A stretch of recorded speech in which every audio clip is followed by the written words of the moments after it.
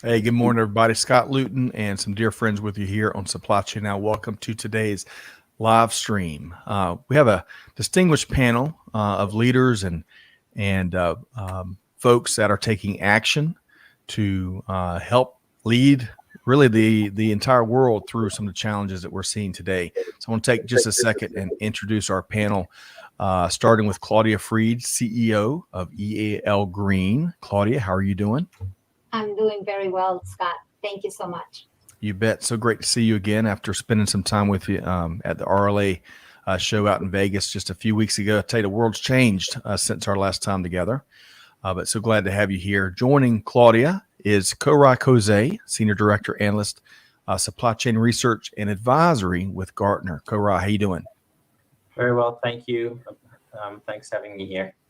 We're delighted. I really appreciate. I tell you, I'm probably gonna say it 27 times through our conversation. Deeds, not words. And no, these three folks here just epitomize that, and you can see them in what they do day in and day out. And then rounding out our panel here today, we've got Enrique Alvarez, a dear friend, Managing Director at Vector Global Logistics, and host, of course, of our Logistics with Purpose podcast, amongst others. Enrique, how you doing? Scott, always a pleasure to be here. I'm, of course, saddened with what's been going on in the world right now, but also inspired by the way the world has come together to fight this horrible war in the Ukraine, including many brave Russians, right, that are opposing Putin and the regime. So it's very inspirational for that reason. But that's a great point. That's a great point. Thousands and thousands of Russians have been arrested protesting what's been taking place. So I'm glad you mentioned that, Enrique. But again, honored to team up with these three folks that admire so much real action-driven leadership, passion, and purpose for helping others here. So today, we're focused on the barbaric, the needless Russian invasion of Ukraine. We're going to be gaining Gartner's insights on recent research in terms of what the war means for global supply chain. And equally as important, we'll be sharing some ways that you, our listeners, can help those in need in Ukraine. So stay tuned for what promises to be an informative and intriguing conversation. Okay. So, and one other word to all the folks in the cheap seats, the skyboxes, we want to hear from you. We're all experiencing this together. As Amanda, and big thanks to Amanda, Chantel, and Catherine behind the scenes helping to make production happen. As Amanda was talking pre-show, it's been a shock to the system. It's been tough to process and even tougher to kind of figure out what action to take. So we want to hear from you as we work through today's conversation. So Enrique, Claudia, and Koray, I want to start, as we were talking pre-show as well, there has been more access, might be the wrong word, but there's been more coverage, boots on the ground, independent journalists, independent activists, just independent people that care, that are documenting what's taking place. I want to share on the front end of our conversation here today. I want to share a couple images that really stopped me in my tracks as we've been looking for information and meaning, of course. So let's add this to the stream here. So this is not 1939 or 1940. This is, I believe, last week in Ukraine. And I'm including the sources that I got these pictures. That's the Twitter handle you'll see on each of these documents here. How about this? I mean, we can all relate as parents. Unbelievable. A Ukrainian soldier rescuing a baby. Look at the carnage behind. And of course, we've seen a lot of the pets that are, oftentimes abandoned when conflict takes place. There's been some initiatives and some leaders trying to save them as well. And then I conclude with this image, which I don't take pleasure in, but to Enrique's point and to what we'll probably talk about here today, the world has come together to unite against who is leading the invasion and the atrocities. And there's been various analyses of how isolated Putin has become, but this image screams a million different words, at least in my ears. So with that kind of as an opening, I want to go around our panel here today and just we've all been processing what's been taking place over the last couple of weeks. I want to get your initial observations, and then we're going to dive into Koray's research with Gartner. So, Claudia, I want to start with you. What comes to mind? Scott, when you asked me to join this panel and to have the pleasure to speak with you about this and your audience and the followers, it was quite a humbling invitation to accept. I'm neither a historian. Our nonprofit organization is not a global charity. We only work in the United States. However, as a concerned individual, it will take courage, and that's the reason I accepted the invite today, to speak up, to inform and learn about the situation, and to be able to see beyond perhaps the images, because the story of what we are witnessing is something that 3 weeks ago, most businesses were concerned with getting their people back to work. 3 weeks ago, most people were ripping off masks, saying we're going to see each other's faces. And less than 3 weeks on, we have a global crisis that impacts both the economy, education, livelihood. Everyone now has seen images of innocent people that have lost their lives. I have traveled around the world. I've been very, very fortunate to be at the Peace Museum in Hanoi. I have been in places in the Middle East. I've seen the museums in Argentina that try to tell the story once the conflict is over. Mm. The difficulty we all experience now is that no one knows how will this end or how long it will take. Mm. Well, gosh, well said. That's such a great perspective to kind of start the conversation with. So thank you for sharing. Really quick, I want to say hello before I move along to Koray. I want to say hello. Of course, Peter Bollet is with us here today. I hope this finds you well. It's these digital relationships. They've come and really flexed their muscles so well. So more. If you asked me 5 years ago, how that would factor into everything, I'm just blown away. Peter, great to see you. Anwar, he's a supply chain officer from MSF India. Great to see you, Anwar. Thanks for being here. Mervyn, of course. Mervyn, great to have you tuned in from Dublin. Barbara, thanks for joining us here today via LinkedIn. Let us know where you're tuned in from. Josh, we enjoyed your perspective the other day. Welcome from Seattle via LinkedIn. Looking forward to your perspective. Ahmad from Kenya. Jeff from California. Welcome, everybody. And again, we want to welcome your perspective as we work through this conversation here today. Okay, so Claudia eloquently kicked off the conversation. Koray, what else would you add just as we start to kind of unpack what we're all experiencing? I think I share the sentiment about this sudden and unexpected level of disruption to people's normal life. And I wouldn't first mention supply chain here, but people's lives and their priorities. When we think about this issue, though, we can look at some signals that we saw earlier, not only a few weeks before this actually turned into a hot conflict, but years ago and decades ago. And I think we move on from issues when we think we are not touched anymore, and we are not always making sure that there was a resolution in place that's sustainable. And I think that we're seeing right now that catches up with our lives. And the research that I started on this conflict, unfortunately, was predictive when it came out. And just like 2 weeks later, it actually turned out to be, unfortunately, eerie accurate. And that brings us to the next point, that once we kind of put back our availability into action to sense things and not just to focus on one singular thing that for yourself is important, I think then we start to understand the world and the surroundings a bit better. And unfortunately, we're looking into a dire moment in history, seismic shifts geopolitically. This conflict is just started 2 weeks ago, less than 2 weeks ago. And when we're thinking about this is going to stay much longer than the next 2 weeks and much longer than maybe even the next 2 years. So we're looking at something where you can at any point in time start thinking about doing something, but the sooner the better.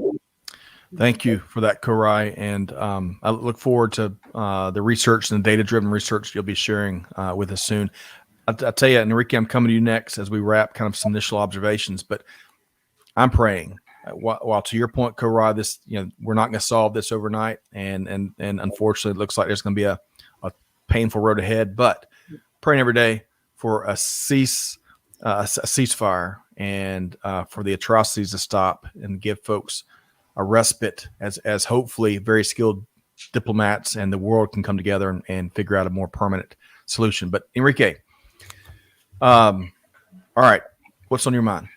Well, first couple of, when you look at all those pictures that you showed and many of the others that we probably all have seen, and again, it's very well documented conflict because we have social media and you see all these different tweets and Instagram posts and things like that. The first thing that comes to my mind is, of course, it's horrific. It's very, very sad, but I'm angry.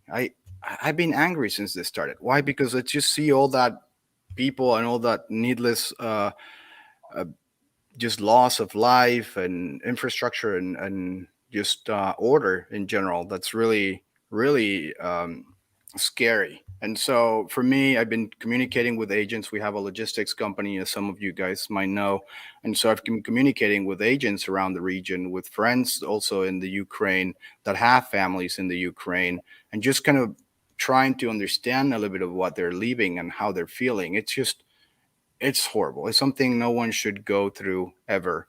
And I feel that now it's a time to kind of all come together, stand by the Ukrainians, stand by the Ukraine, and do something, right? I really feel that this is a goal for the rest of humanity to stop this selfless, egomaniac tyrants once and for all. This cannot stand. And so I'm just kind of angry and sad and just trying to fight against this somehow. So,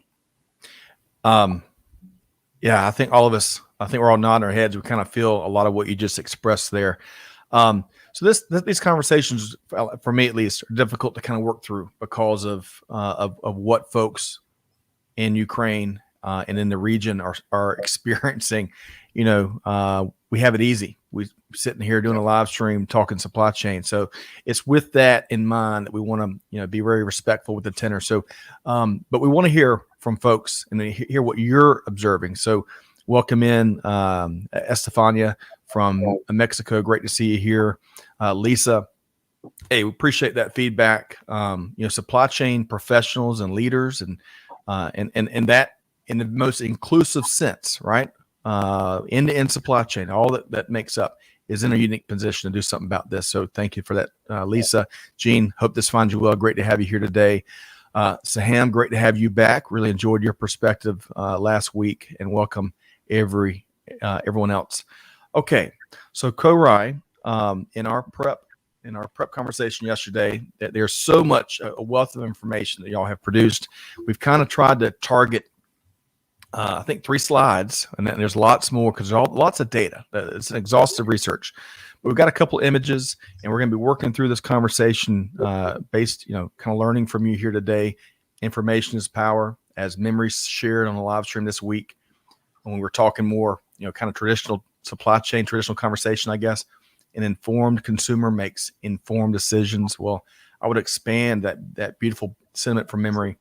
Informed leaders make informed decisions. Informed humans make informed decisions. And so with that said, Koray, I want to dive into the key findings from your research. And Enrique, Claudia, as we talked about, we welcome your color commentary. So Koray, for starters, I want to pull this level setting document here. So Koray, where do we start? I think just to baseline everybody's understanding is always a good starting point, so we can then digest a little bit the information and then maybe contextualize it a little bit what people feel and also what actually businesses feel. So when we look at the conflict, it really is still on a trajectory of escalation, despite of the several meetings that have happened now in the last few days to de-escalate, even on the level of really highest officials of the Russian government and the Ukrainian government getting together in Antalya and Turkey. But it's disheartening that those take 15 minutes and they just walk away from the negotiation table. Mhm. Because the narrative put forward is just unbelievable to some extent. So we can see, however, the Western world putting actions together, trying to put pressure without armed conflict, and that's the sanctions, right? We see the sanctions spike. We see the central banks being active and putting pressure. We see the SWIFT exclusion of the payment system, and we see the airspace being closed for flights out of Russia. And I think those measures are showing effect.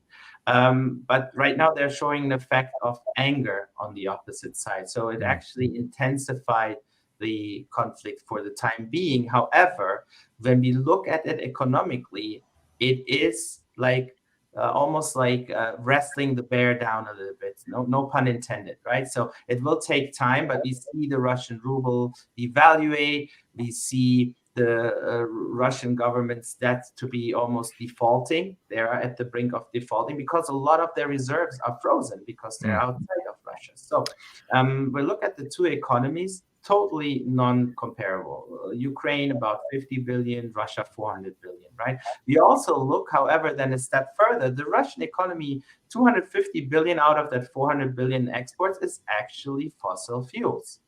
And the dependency goes to Western Europe mainly.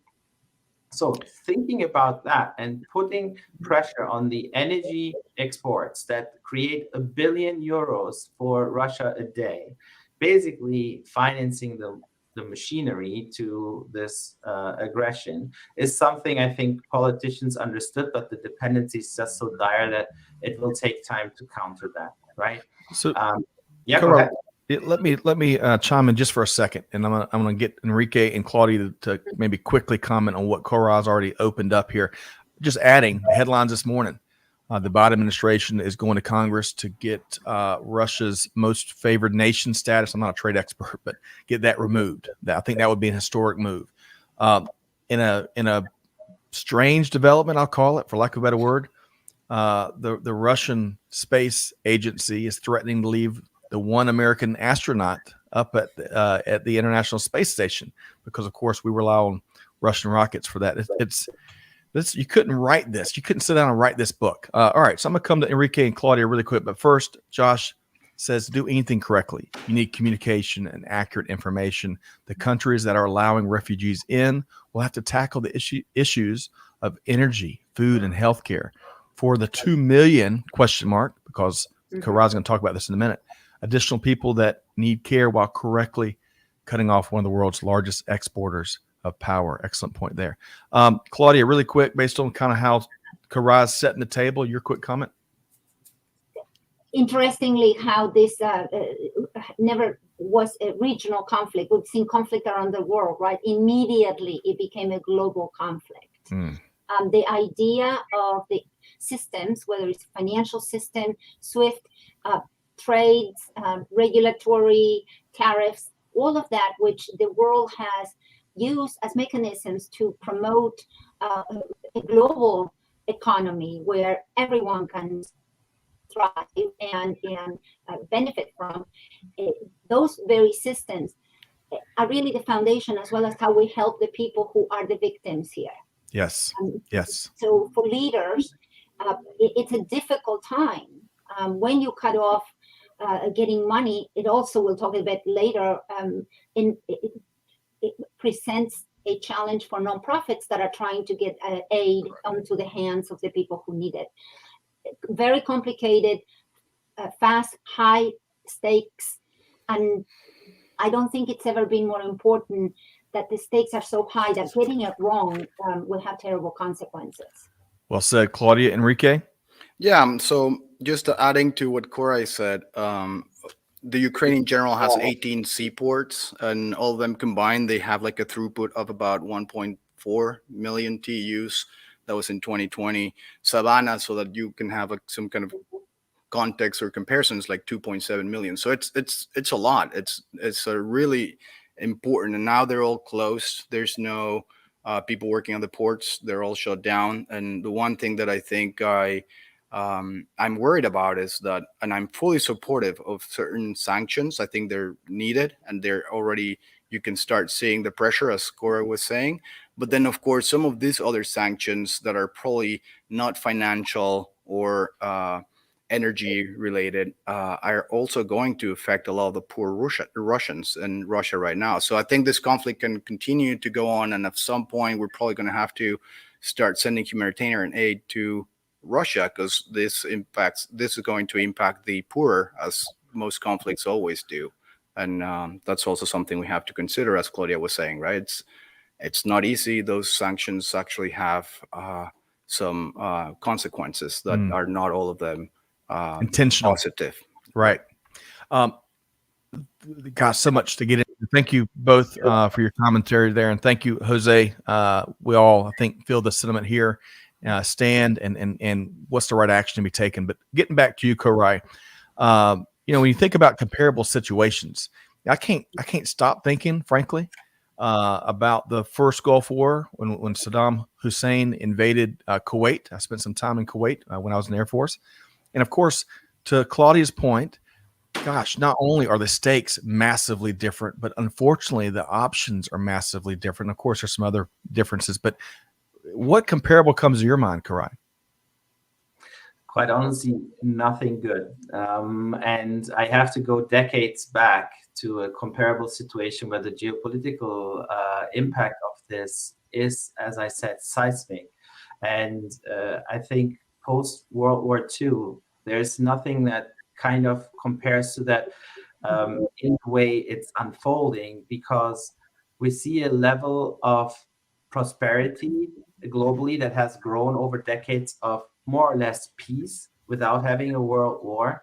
And right now we're at the brink of a huge military power take NATO head on in the midst of Europe, where we had peace, luckily, for many decades post-World War II. The UN was created as a reaction to that, and the UN had a historic vote condemning the actions that they are unfolding. So it's, in my opinion, unprecedented, and it's really terra incognita. We are not really sure where we're going with this, because how can you come out of this and save face? How can you come out of it and say, hey, we're gonna invest directly again in Russia, foreign direct investments, because we see a future there that is provides a business freedom for us to conduct it, and I think that is unfortunate. But so, if you ask me, I can't really recall any of these to be comparable. I'm sad. Right. I couldn't agree with you more on the point about that. Nothing comes to mind that is good. The idea that after World War II, the world has looked toward peace through economic progress, or peace through some level of access to resources, whether it is implementing private industry in some countries that previously did not have, or stabilizing currencies. I spent the first part of my career working for a wonderful organization that was in the market for trading options. And so it was a very speculative market.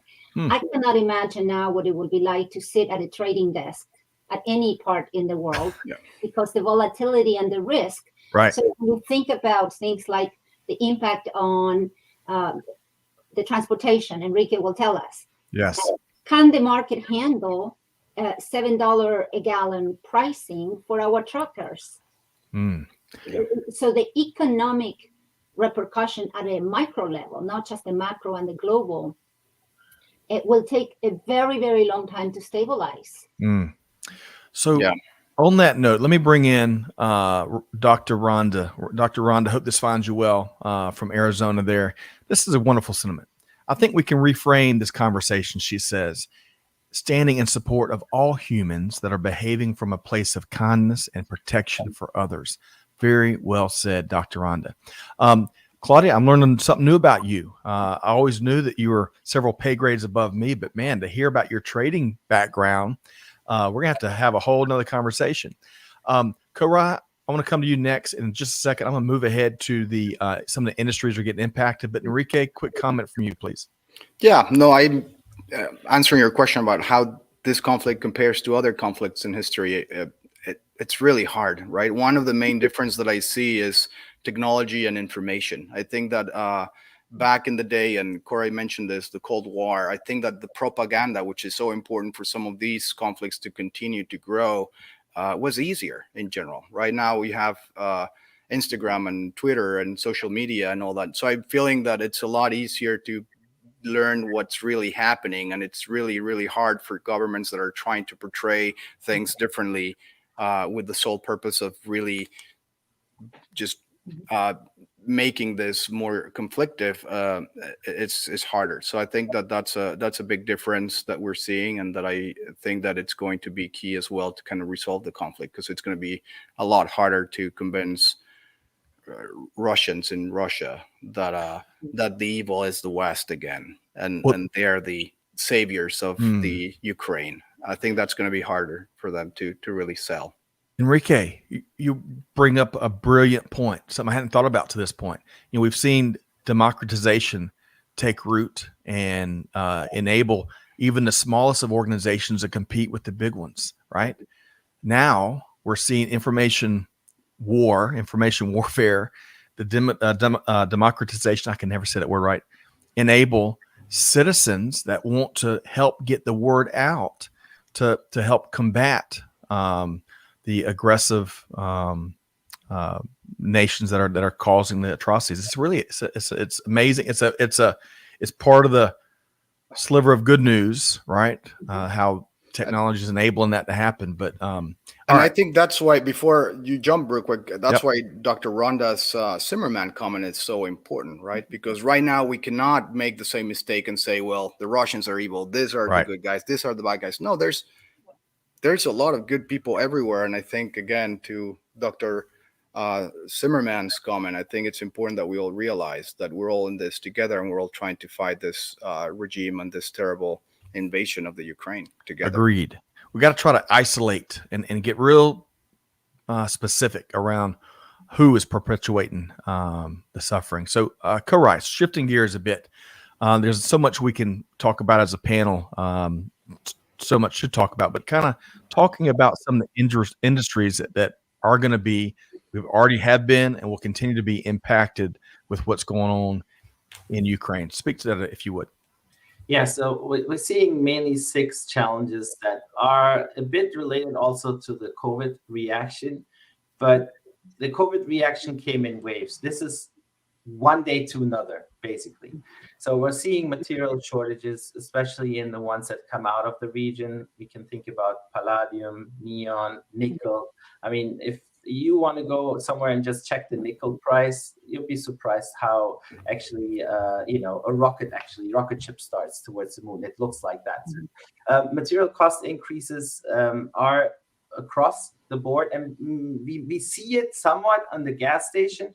But when it comes to the products, there is a lead time in between. Of course, there's an adjustment of pricing. There's willingness to pay. So we will see that, and that puts more inflationary pressure on everybody, including companies and people who just, try to get to the end of the month with still something in their bank account. So demand volatility will take an impact there, because if you have less what you can buy with what you have, you will have fluctuations.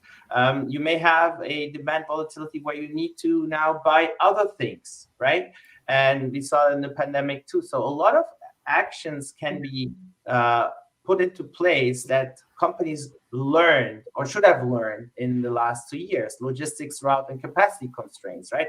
When somebody parked their boat in the Suez Canal, just, to see what it means, we saw that. So this is worse than that. This is not just one Suez Canal impact. It's like we heard from Enrique, many ports, and the Black Sea route and the Belt and Road Initiative from China to Western Europe is impeded. Even air travel is impeded. We saw people who were on vacation, literally, and they couldn't go back to Russia or Ukraine. They were stuck. We see cybersecurity breaches. We see production capacity impacts. We see companies shutting down plants in Russia and Ukraine anyways. But companies like Volkswagen saying like we suspend production there, and GM saying like we're not going to sell any more cars there. And when we talk about industries, high-tech industries, semiconductors, almost in every product we're using, it was already dire. It was bottoming out and coming back up. Now, if you think about neon being critical to the manufacturing of it, and 90% comes from Ukraine, well, maybe your next laptop purchase, you buy what you have right now in front of you. Otherwise, you may be on a wait list. Yeah. Okay, I'm gonna keep going with you for a second, Koray, and then I'm gonna get Enrique and Claudia to weigh in. You've already kind of spoken to this, but speaking, I want to see if I can find some better news.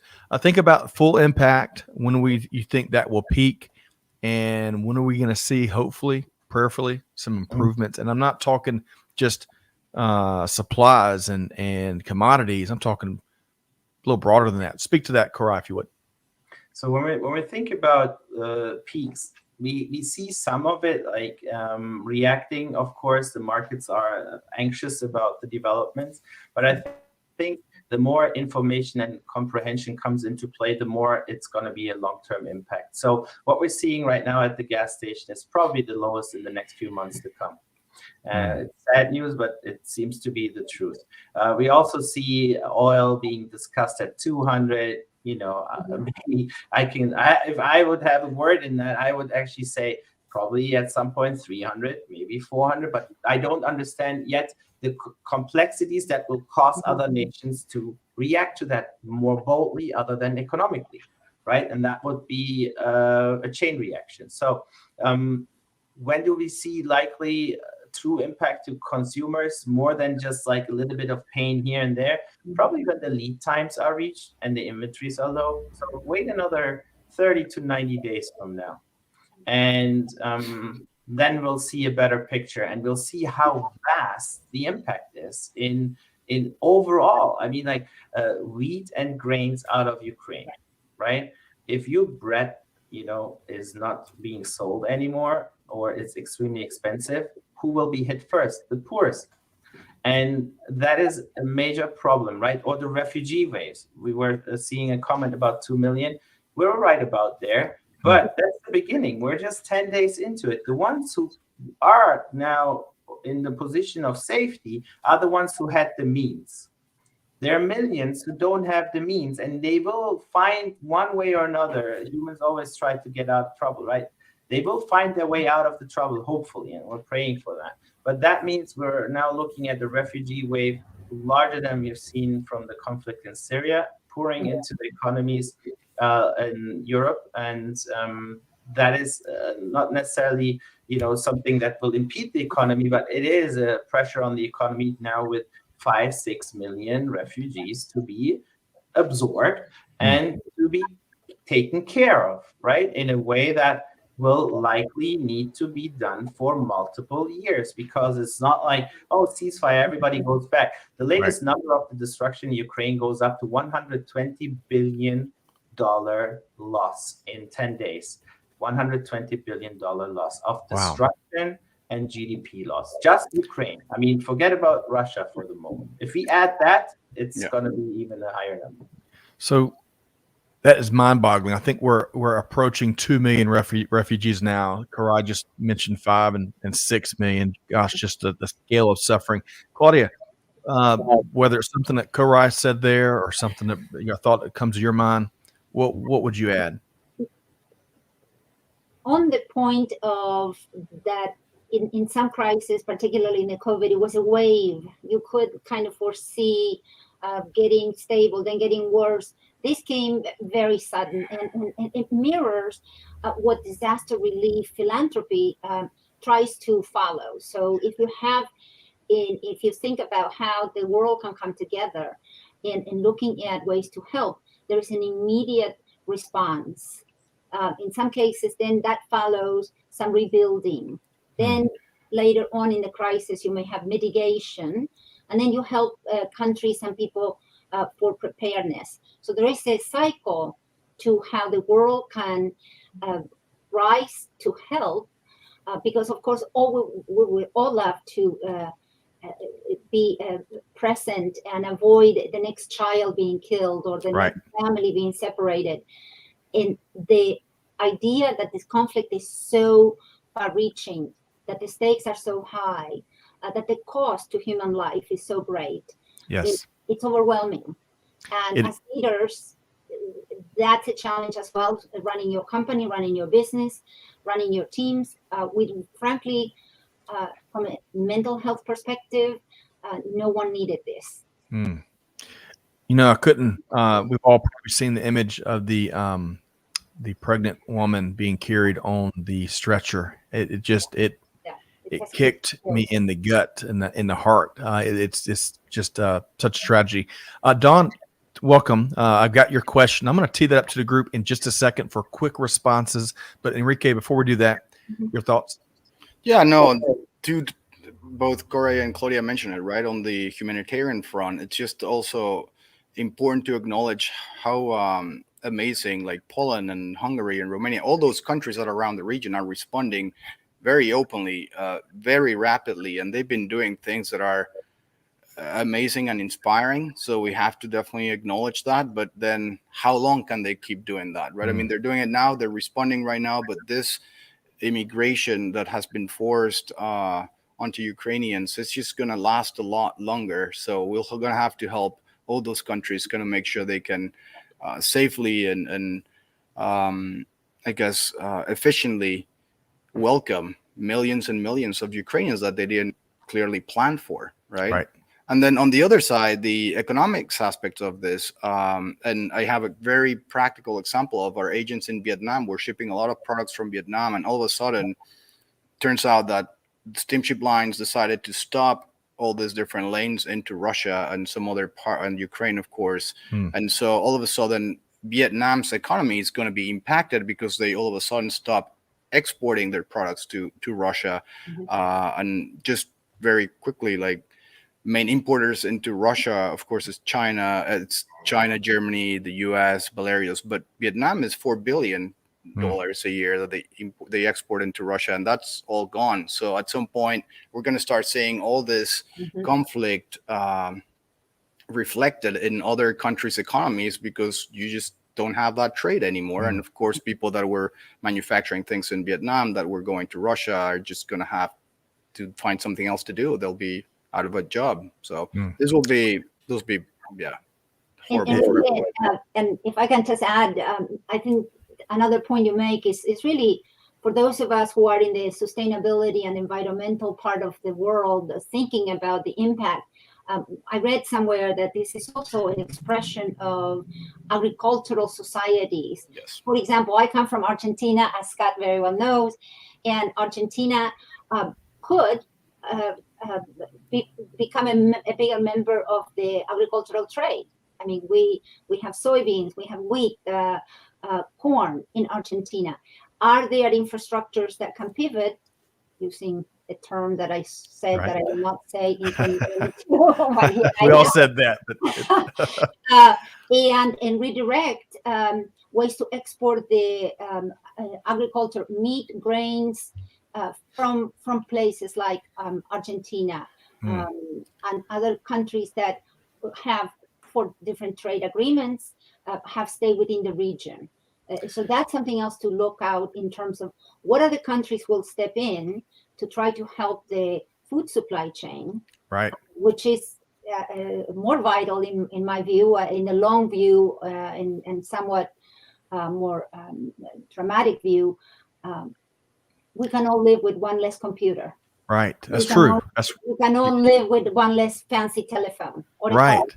Or 87 versions of the latest sneakers versus, 112. Right. And to a certain extent, that's the part. But food vital for humanity, obviously. Agreed. Okay. So, Don, you asked a great question about the collapse of the Russian stock exchange. We're not going to have time to get to that. I would encourage our guests maybe to connect with Don on social and offer that up, or maybe we can put it in the comments. But Koray, I want to circle back to you. And I appreciate your commentary, Claudia and Enrique, expertise there. But I want to get into kind of the action. And I want to start with the recommendations from you and the Gartner team of what organizational leaders can do to mitigate these conditions. And then as we close today, we're going to be picking Enrique and Claudia's brain on some of the wonderful humanitarian initiatives out there that we can all help support. So, Koray, what do leaders do? So I think the first thing is just to understand the impact to your enterprise and specifically your human resources, but also your supply chain. So visibility has been abysmal, unfortunately, and we see the learnings out of the pandemic have not necessarily kicked in many organizations. So this is the proof of concept situation where the resilience narrative and the resilience, the sort of research we put out, shows now the return on invest that a lot of times is being questioned on resilience. So when we're looking at that, immediately think about, do you have full visibility?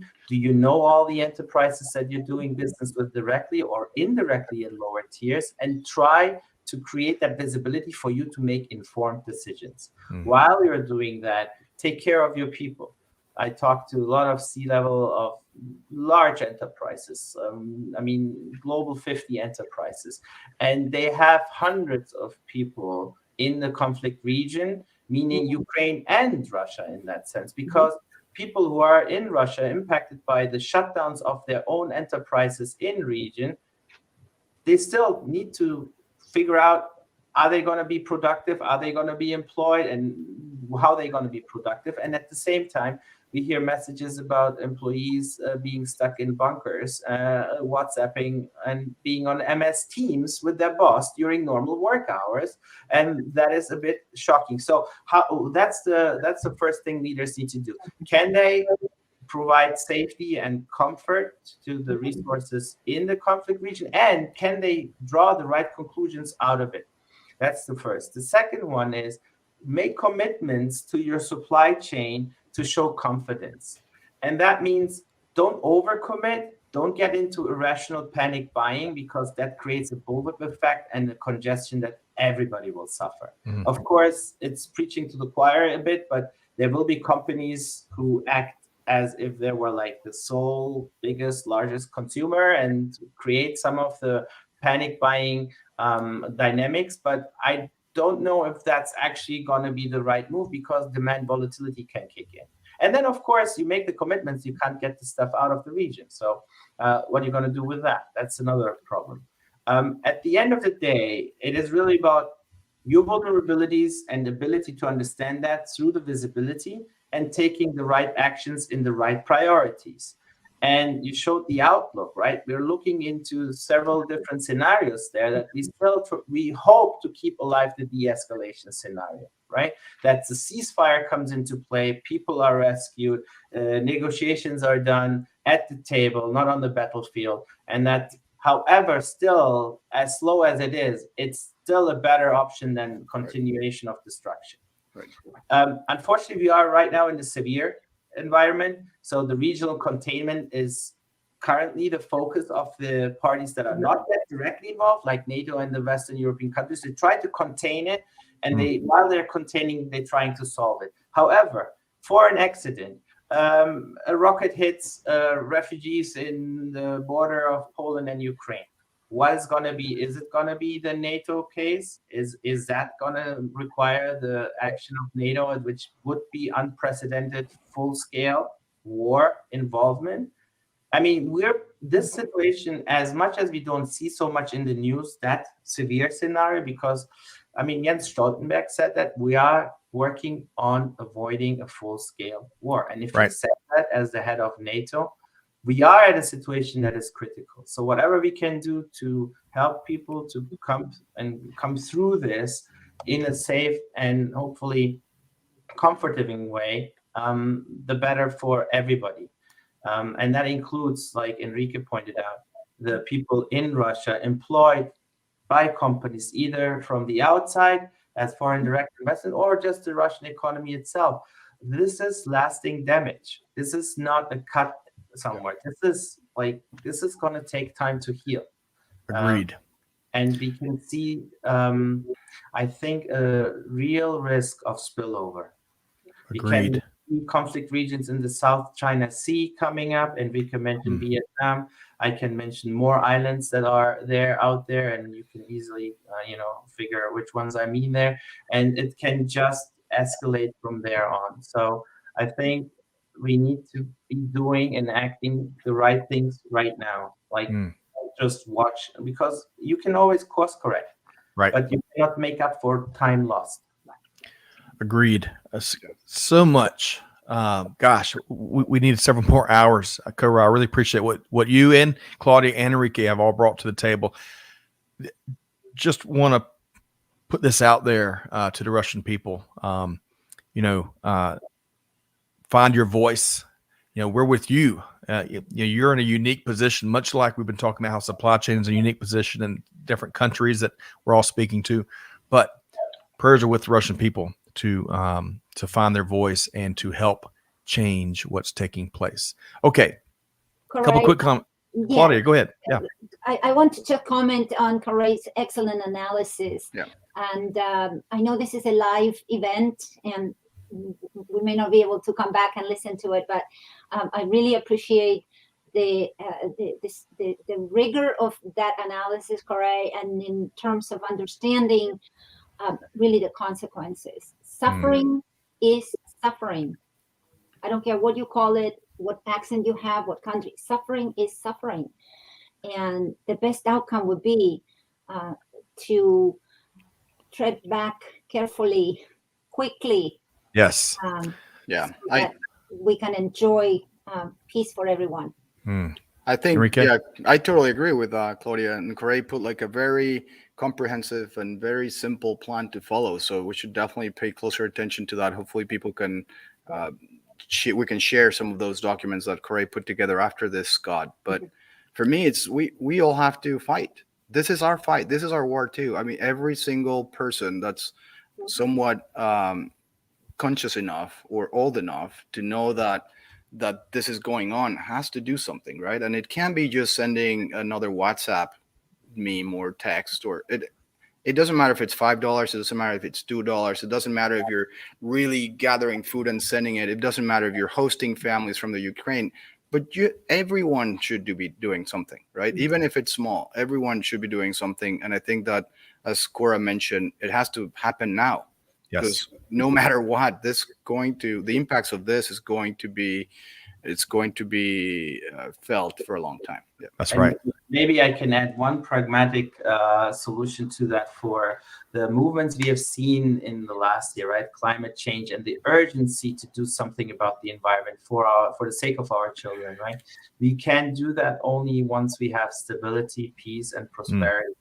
Right, so all the organizations that have created such a impact on all of us to be informed, if they step up now and include this conflict to their narrative and bring forward a pragmatic sustainability agenda, I think that will make so much more impact with people who haven't paid attention to climate change. Right. Because right now we depend on stability and prosperity, and maybe we need to accept just a few things for that sake in order to make even better and bolder moves down the road. And down the road doesn't mean in 50 years, doesn't mean like now towards the next couple of years.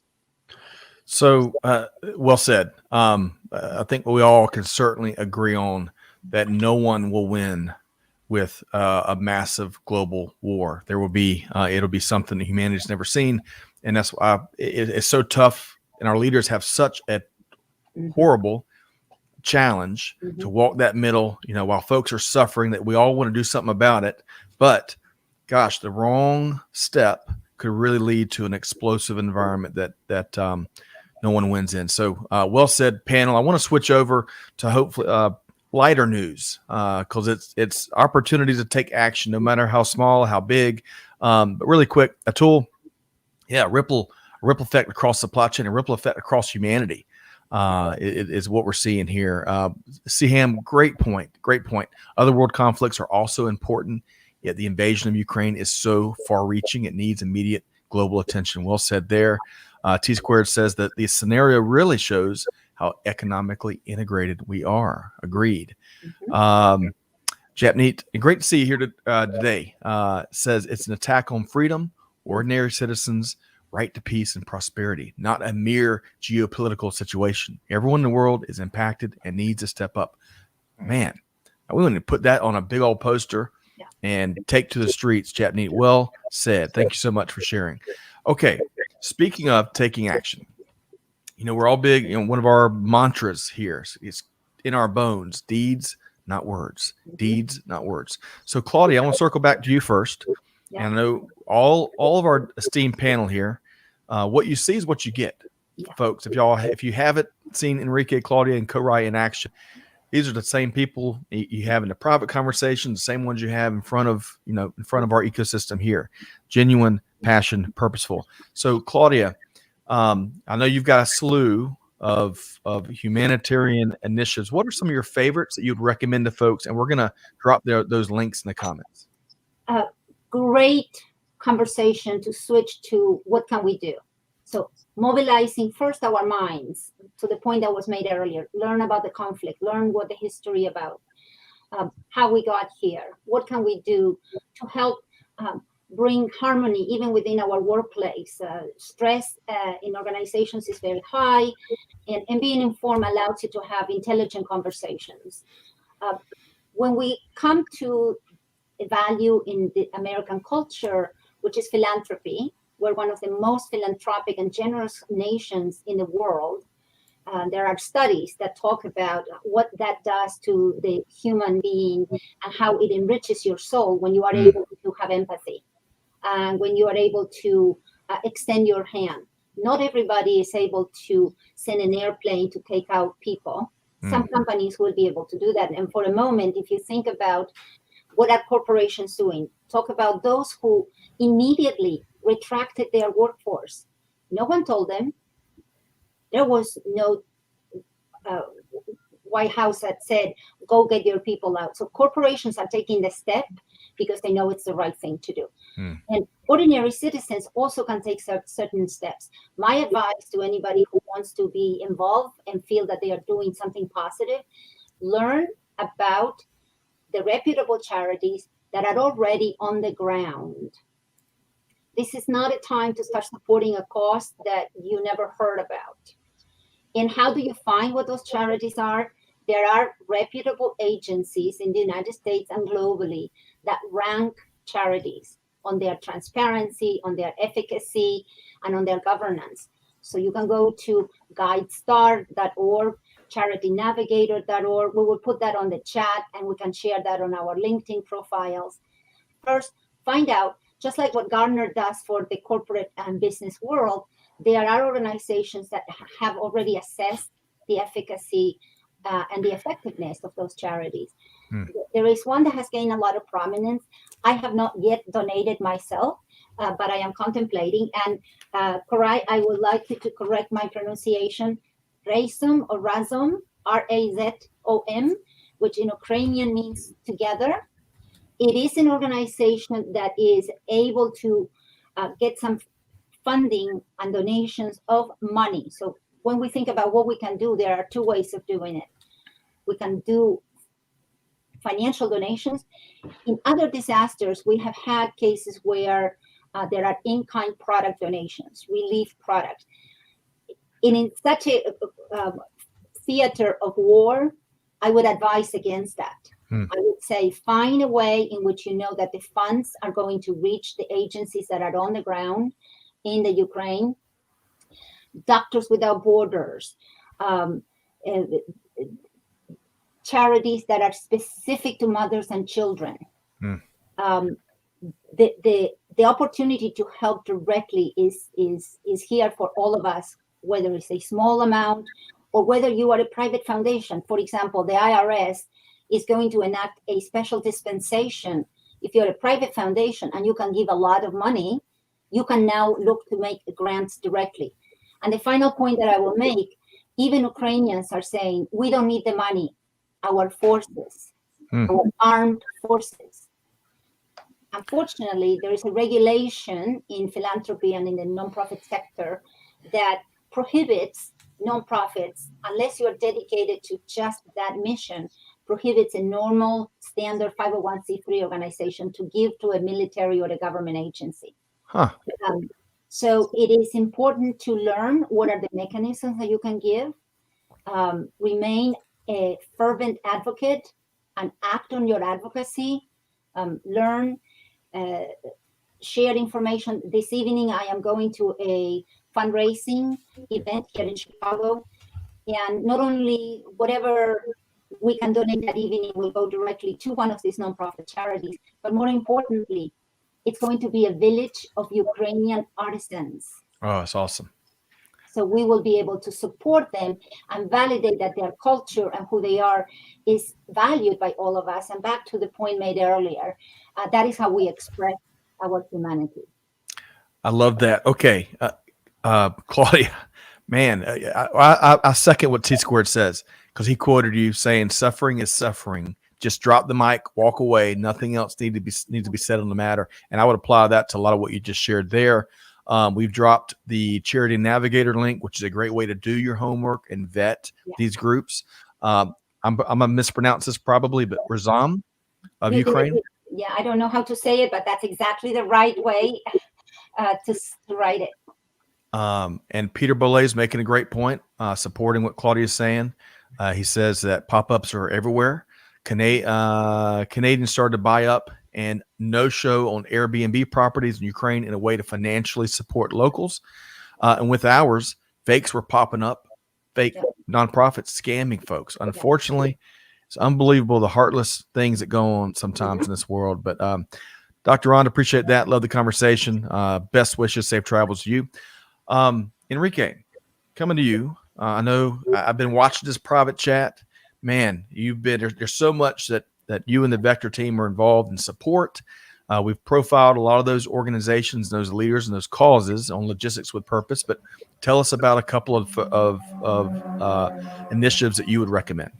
Yeah, so I think what Claudia said is exactly what we should be doing, right? Just do your homework. There's a lot of scams out there, unfortunately. So don't just give money to whoever, but definitely give money, right? I feel like everyone has like a good intention, and I think most people are actually willing to help, and they're outraged by what's going on. But the percentage drops quickly when it comes to going from the outrage and the sadness and the anger to, okay, what are you doing, right? And so I think, again, for me, the call of action is just donate something, do something, like really, really be useful right now, even if it's small. I think it's important that we all pitch in and we all kind of stand together with the Ukrainians and Ukraine, and with this kind of attack towards freedom in general and towards humanity in general. So for us, we have reached out to the organizations that we currently work with, right? The MedShare, Solution Mission, Filter for Hope, Bibo Blue, which is another water filter organization. They're all willing to donate their products, and they're all kind of very interested in helping out. White House and Shapiro, they have blankets. They have reached out to us, and we'll try to ship them as well to Poland and some other parts. So, but at the end of the day, there's no one best charity. I like Care USA as well, and I think the link was already shared. I saw it on the comments, but just in general, I would just challenge people that are listening to us today just to do something. Just take action, no matter how small, how big, doesn't matter. Just take action. Koray, thank you for all the, and big thanks to Gartner for allowing this information, this research to be made public and help more folks. Appreciate your leadership there and the team over, Mike Griswold and the whole team over at Gartner. You mentioned Procure for Peace, which hit my radar for the first time a few days ago. Speak a little bit to that and speak to any other projects you'd recommend to folks. Yeah, so Procure for Peace is bringing the supply chain community together under Salami's leadership, who is the co-founder of a spend analytics software. So he puts the software now into action for philanthropic purposes. And I think what the platform does is just looks you can even contribute your intelligence, meaning like how doing something, helping to structure the procurement process, to be diligent and making the most of the spent of the donated dollars. But it also connects someone who has something with someone who needs something. And if you have over inventory that is obsolete or so, you can offer that there if there is a need for that. So I think it's a great initiative that just started, and it's sort of like coming from supply chain for supply chain, because at the end of the day, freedom is achieved, also through the access to goods and information and the way you deal with that. And it's not limited towards a certain action type or a mindset type. That if you think like that, you're going to get something for it, right? So if it's if we can do something, it's like getting organized with anything you have. But I also want to point out, it doesn't have to necessarily only go into Ukraine. Look at all the refugees coming in. They are there to stay. So, and they need means of accommodation, means of daily life items. And there are a lot of charities that are acting behind the border. And when you think about the numbers we're talking about, this is an unusual event. And every unusual event, I want to also quote to Nelson here, has unfortunately modern slavery and exploitation associated with that. It's because it always hits the most vulnerable, right? And the most vulnerable are refugees. So we will likely see a spike, regardless that they're pouring into the Western world. There are criminal activities that exploit those people that are most vulnerable. So if you donate for Hope for Justice or Slave Free Alliance, I think you will do as much of an impact down the road as you would actually, all the other great organizations. So if you feel like boots on the ground and things like that, it's a bit outside of your reach, think about something more close to you, because the people are there to stay for a year, 2, 3. We don't know how long, but it's not going to be like it's going to go back tomorrow and start to rebuild their houses. That's not going to happen. Excellent. So much good. Two quick follow-up points there based on what all of y'all are sharing, but certainly what Koray just finished with. Number one, despite the newness of the Russian invasion of Ukraine and the atrocities, all the other needs that have existed and the other suffering, as Claudia put it, continues to go on. It's just they get less attention, less support, and that's always a challenge, right? Based on news cycles and different things. Secondly, though, on a lighter note, happier note, Koray just mentioned about how freedom is. I'm not getting it exactly right, but it's secured through access to goods and information. So I'm going to take that and expound on that a bit. We've all known that global supply chain and the incredible workforce that's behind it have been on a noble mission. They always are on a noble mission. It's been elevated in recent years with the vaccine distribution. I would elevate it once again because, according to Koray, Kose, they become freedom fighters. And, if we can provide goods, services, and great information to people around the world, that puts us a little bit closer, hopefully, a little bit closer to not only providing freedom, but hopefully bringing this chapter and all the hostilities and the atrocities to an end. So with that said, I want to go around the panel, make sure folks know how to connect. I know I've hugged on y'all a lot here, but it's really, it comes from a genuine place. I really admire all three of y'all and your hands-on leadership, your action driven leadership. That's what it's all about. That is what it's all about. So Claudia, I want to start with you. How can folks connect with you? Well, first, they need to follow Supply Chain Now, because I'm always your fan. You will always find me here in a commentary, sitting on the sidebar on the corner. Welcome to connect with any friend, colleague, anyone who wants to help become involved. You can find me on LinkedIn. You can also visit our website. Again, EAL is not a global charity, but we understand about philanthropy because we have been doing this work for 40 years. So we can help you identify ways to help, and that is www.EALgreen.org. Happy to connect with anybody to continue the dialogue. I love that. And congratulations on 40 meaningful, impactful, purposeful years. And gosh, the folks that y'all are helping is just, it's remarkable. So folks, make sure you connect with Claudia and support EALgreen if you can. Enrique, how can folks connect with you?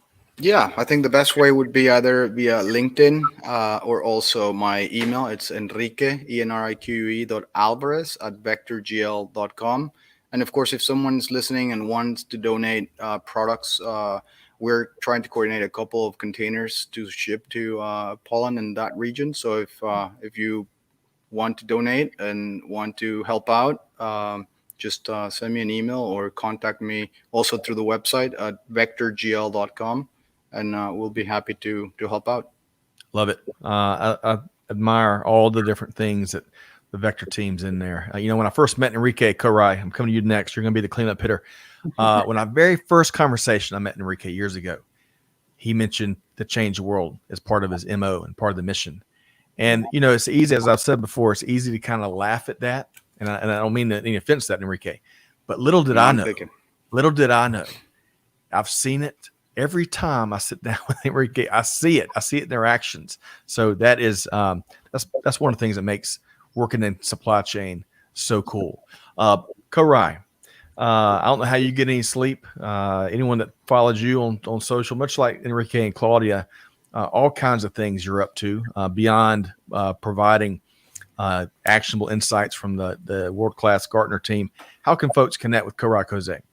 I think the easiest is to connect with me through LinkedIn, of course. You don't have to get a Gartner subscription to connect with me, so feel free just to reach out. And happy to help where I can, of course. And or sometimes if time allows, and if I have time, I'm always part of the cheap seats here with you guys, and try to throw in a hello or a comment here and there. So appreciate also the opportunity to be with everybody here today.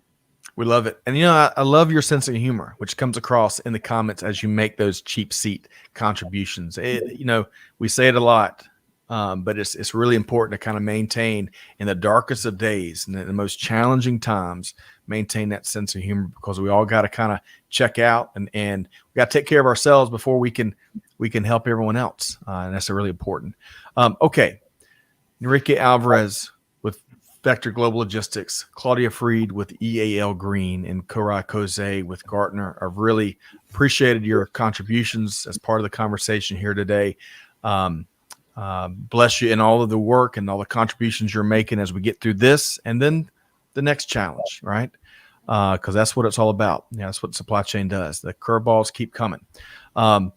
Folks that are listening to this, again, I want to piggyback on all the comments that you've heard here and the challenges and kind of throwing the gauntlet down to each of y'all. It's about taking action. So hopefully you can find an initiative or an organization that Enrique, Claudia, and Koray have mentioned. Hey, do your own homework, do your own vetting, right? There's a lot of bad actors doing some bad things, but whatever you do, on behalf of our entire team here at Supply Chain Now, Scott Luton challenging you to do good, give forward, and be the change that's needed. And we'll see you next time right back here on Supply Chain Now. Thanks, everybody. See you guys.